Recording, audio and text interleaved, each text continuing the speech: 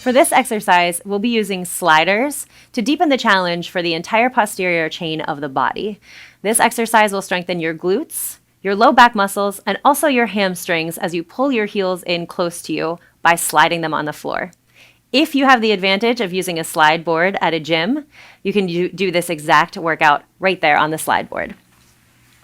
Start with your feet on the sliders, and then rest your upper body all the way to the floor. I've got a mat put in half so that my feet can slide in front of me, but I'm still supported in my upper body. Extend your legs forward in front of you, press your entire body into the floor, and then bend your knees to lift your hips into the air, bringing your heels right underneath your knee joints and sliding back forward into place. This is pretty challenging on its own, but if you'd like to kick it up one extra notch, do this on one leg, letting one other leg come up into the air as you work. You can alternate sides, making sure to even your work side to side.